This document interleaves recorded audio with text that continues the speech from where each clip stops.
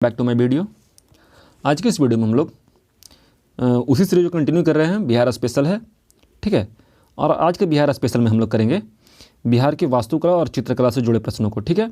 तो आज का हमारा टॉपिक है पटना कलम शैली। इससे एक क्वेश्चन एग्जाम में, बिहार स्पेशल एग्जामों में पूछा जाता है, ठीक है। जिस भी एग्जाम का सिलेबस में बिहार की वास्तुकला और चित्रकला के बारे में है, उसमें एक क्वेश्चन इसमें से आता है, ठीक है। तो पटना कलम शैली को आज हम लोग करेंगे। उम्मीद है वीडियो आपको पसंद आएगा। तो चलिए वीडियो में आगे तरफ बढ़ते हैं, पहले प्रश्न की तरफ। आज का पहला क्वेश्चन है, मुगल काल के पतन के बाद बिहार में किस चित्रकला शैली का विकास हुआ था? ऑप्शन है बिहार कलम, पटना कलम, मधुबनी कलम या पाल कलम। तो सही जवाब होगा पटना कलम, यानी कि ऑप्शन संख्या बी सही होगा। यहाँ से आगे बढ़ते हैं अगले क्वेश्चन की तरफ। अगला सवाल है, पटना कलम के चित्र खाली स्थान पर बने होते थे, किस पर बने होते थे? ऑप्शन है हाथी के दांत पर, अभ्रक पर, कपड़े पर या ए और बी दोनों पर। सही जवाब होगा हाथी के दांत और अभ्रक, यानी कि ऑप्शन संख्या डी सही होगा, ठीक है। हाथी के दांत और अभ्रक पर पटना कलम के चित्र बनाए जाते थे। आगे बढ़ते हैं अगले सवाल की तरफ। अगला सवाल है, पटना कलम की शैली पर निम्न में से किसका गहरा प्रभाव पड़ा था? ऑप्शन है मुगल कला, राजपूत कला, कंपनी कला या ए और सी दोनों। इसका सही जवाब होगा ए और सी दोनों। मुगल कला और कंपनी कला, इसका काफ़ी ज़्यादा प्रभाव पड़ा था पटना कलम शैली पर, ठीक है। आगे बढ़ते हैं अगला सवाल है, पटना कलम के चित्र किन चित्रों की श्रेणी में आते हैं? गुहा चित्र, लघु चित्र, राजकीय चित्र या लोक चित्र। तो जो पटना कलम का चित्र है ये आता है लघु चित्र की श्रेणी में, ठीक है। ऑप्शन संख्या बी सही होगा यहाँ पे। आगे बढ़ते हैं अगला सवाल है, निम्न में से किस शैली के चित्रों का मुख्य विषय जनसाधारण के सामान्य जीवन का चित्रांकन है? ऑप्शन है पहाड़ी शैली, मुगल शैली, मधुबनी कला या पटना कलम। इसका सही जवाब होगा पटना कलम शैली। पटना कलम शैली में ज़्यादातर का जो मुख्य विषय होता है वो जनसाधारण का सामान्य जीवन होता है, ठीक है। इसी को दर्शाया जाता है चित्रांकन के माध्यम से। आगे बढ़ते हैं अगला सवाल है, रागिनी गंधारी चित्र किस चित्रकला शैली का उदाहरण है? ठीक है, तो रागिनी गंधारी जो चित्र है ये उदाहरण है पटना कलम शैली का, ठीक है। आगे बढ़ते हैं अगले सवाल की तरफ। अगला सवाल है, पटना कलम के किस चित्रकार द्वारा रागिनी गंधारी का चित्र बनाया गया था? ऑप्शन है महादेवलाल, रामलाल, सोहनलाल या जनकलाल। तो इसका सही जवाब होगा, जो चित्र बनाए थे उनका नाम था महादेवलाल, यानी कि ऑप्शन संख्या ए सही होगा। आगे बढ़ते हैं अगले सवाल की तरफ। अगला सवाल है, निम्न में से किस चित्रकार द्वारा मुस्लिम निकाह का चित्रांकन किया गया था? ऑप्शन है सेवकराम, जनकराम, शिवलाल या माधोलाल। तो जो मुस्लिम निकाह था इसका चित्रांकन किया गया था शिवलाल के द्वारा, ऑप्शन संख्या सी। आगे बढ़ते हैं अगला सवाल है, निम्न में से किसने बेगमों की शराबखोरी का चित्र बनाया था? ऑप्शन है यमुना प्रसाद, लक्ष्मण प्रसाद, शिव प्रसाद या भरत प्रसाद। तो जो बेगमों का चित्र, शराबखोरी का जो चित्र था ये बनाया गया था यमुना प्रसाद के द्वारा, यानी कि ऑप्शन संख्या ए सही होगा। आगे बढ़ते हैं अगला सवाल है, किस चित्रकला शैली में मनुष्य के चित्रों में ऊंची नाक, भारी भौहें, गहरी आंखें और पतले चेहरे और घनी मूछें दिखाई गई है? मधुबनी कला चित्र शैली में, मुगल कला में, पटना कलम में या मंजूषा शैली में?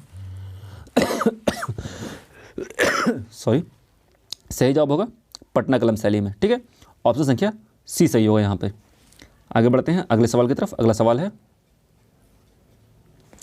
नोहर एवं मनोहर किस शैली के चित्रकार थे? ऑप्शन है पाल कला शैली, मुगल कला शैली, सेन कला या पटना कलम। तो जो नोहर और मनोहर थे ये पटना कलम शैली के चित्रकार थे, ठीक है। सॉरी, नोहर मनोहर जो हैं ये मुगल कला शैली के हैं, याद रखिएगा। ऑप्शन संख्या बी होगा, ठीक है।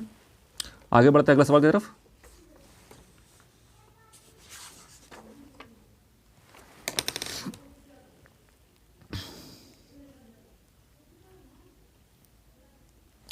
अगला है, निम्न में से कौन पटना कलम शैली के महत्वपूर्ण चित्रकार थे? ऑप्शन है सेवकराम, जगतराम, गोपीराम, सोहनराम।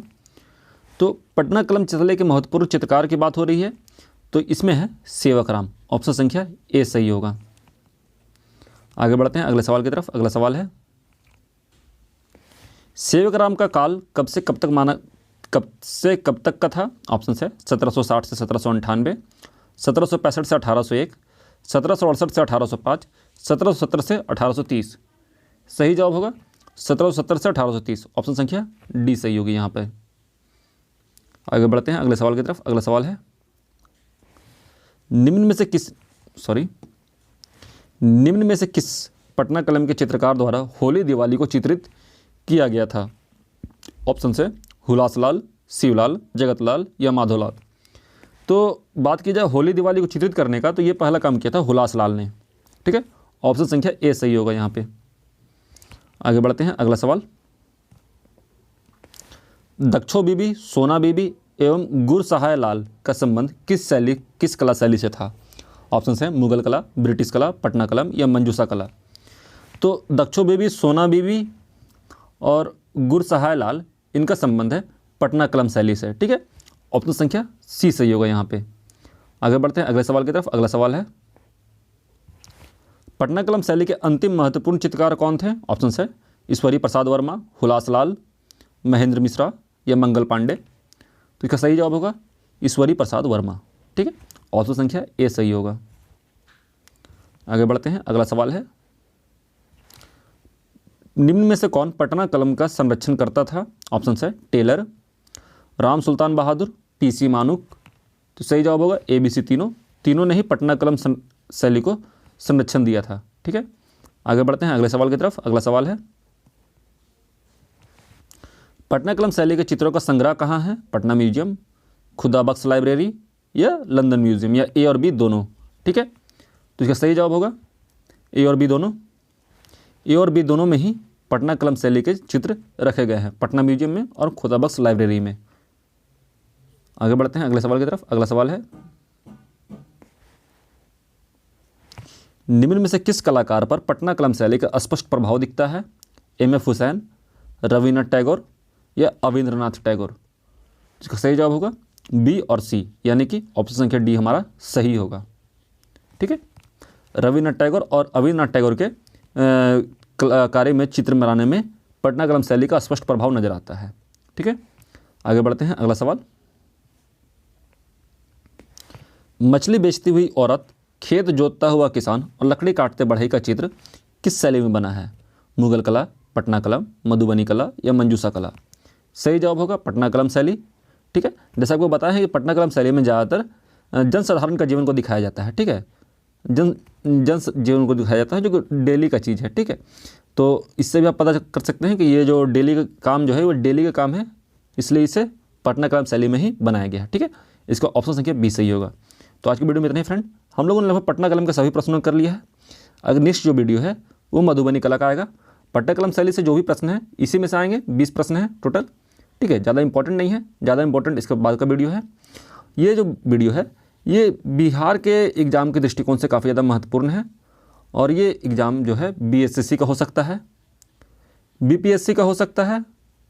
ठीक है, या फिर बिहार के कोई भी एसआई का एग्ज़ाम हो गया या फिर एएसआई का एग्ज़ाम हो गया, इनमें से क्वेश्चन इसमें से पूछे जाते हैं। ठीक है, तो उम्मीद है वीडियो आपके लिए काफ़ी ज़्यादा बेनिफिशियल होगा। मिलते हैं नेक्स्ट वीडियो में, तब तक के लिए जय हिंद, जय भारत, अपना ख्याल रखिएगा and finally thanks for watching.